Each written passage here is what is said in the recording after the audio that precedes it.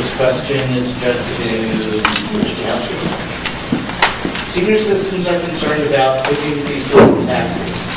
How can you comment? What is your comment on this?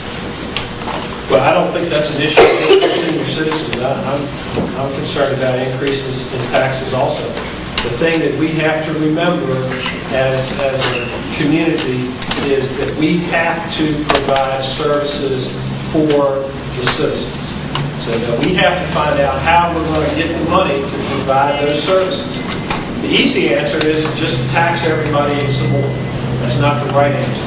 It's important to increase our tax base in a variety of ways: industry, restaurants, hotels, boutique shops. We have to be able to increase our tax base so that we don't go back to the citizens, be they senior citizens or just the everyday 20-year-old. It's important that we diversify so that we don't have to go after the citizens and reach in their pocket. We've done it a lot. Tax rates went down some this year. Other taxes went up this year, including the water tax, which we don't have much control over, as far as I know, as the city. So it is an issue for everybody. It's more important for senior citizens that are on a fixed income. My mom and dad were there. I'm getting ready to get there. But we have to diversify so that we don't have to reach in people's pockets. Thank you. Mr. Anderson, should we change the school board mix to include members that have children in the school system? Today we only have one member with a student. This member's child is a graduating senior. The mix on the school board is really has to do with their resumes and our discussions with them. So I don't think that should be a requirement necessarily that they have a child in the school. It's a tough process to one kind that those school board members are really dedicated people that put in a lot of time to do that job for us. So I would say that no, I would not want to make that requirement to require a school board member to have children. Then we would possibly need to make some changes to our school board term limitations, some other items, but I don't think that would be a good requirement for us. Thank you. Ms. Shornack, do you think we should have November elections? It would probably work better when other candidates, even like the presidency is in November. That's an easy date to remember. I have had people in my ward to say, oh, the election's not till November. And no, it's May 4th. And I think it is sometimes confusing. And I think when it's not a presidential election or any other type of governmental person time to run, I think it does make it a little bit harder for people to remember the date. So I think it would be a good idea. Thank you. Mr. Randolph, in your statement, Ray, Commerce Retail for City, you properly recognize the importance of the Western Corridor. As Ward 1 Councilor, firmly support immediate revitalization of downtown. After all, travelers go through our town to reach our attractions. Downtown is the heart of the city. Please express your feelings, Ray, downtown more clearly. Okay, I'm not sure I got all that question, but I'll make an attempt.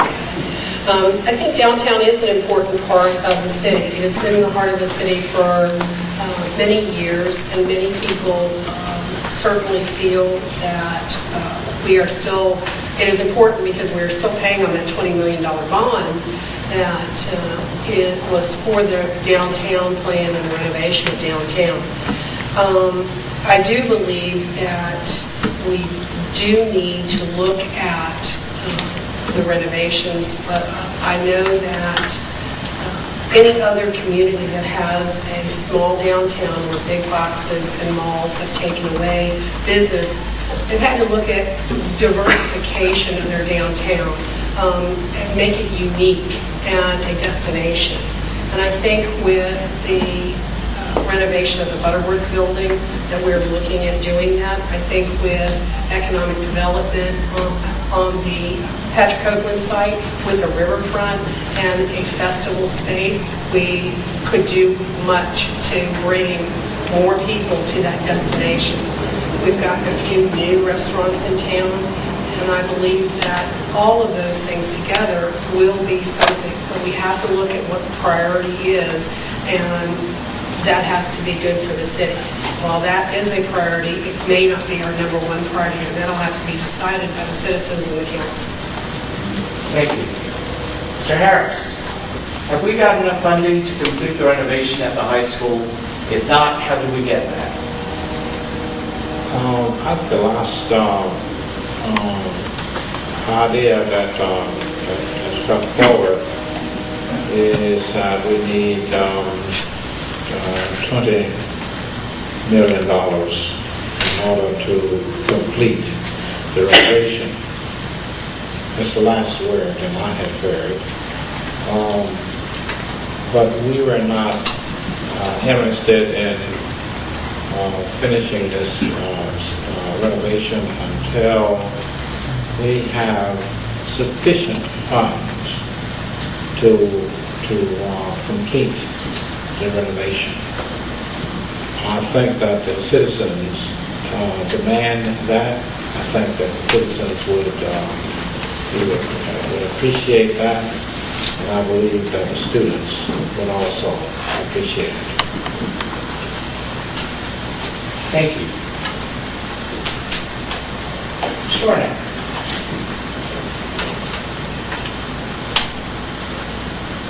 Do you know what percentage of the school budget the city accounts for versus state and federal? Should we change this? How would you propose we do this? To be honest, no, I don't know the percentage. Whatever the percentage is, it's probably not enough for what the school systems need. Raising taxes and schools, it goes hand in hand sometimes, but then when you ask people, oh, you want a better quality school system, but yet you don't want to raise taxes. And I'm not saying I'm pro-taxes, I'm just saying sometimes we have to make decisions on what we want. What is more important than to see what we don't want to pay. If we don't want to pay taxes, that's fine. Sometimes we can't give the money to the school systems because we don't have the means to pay for the school systems. Thank you.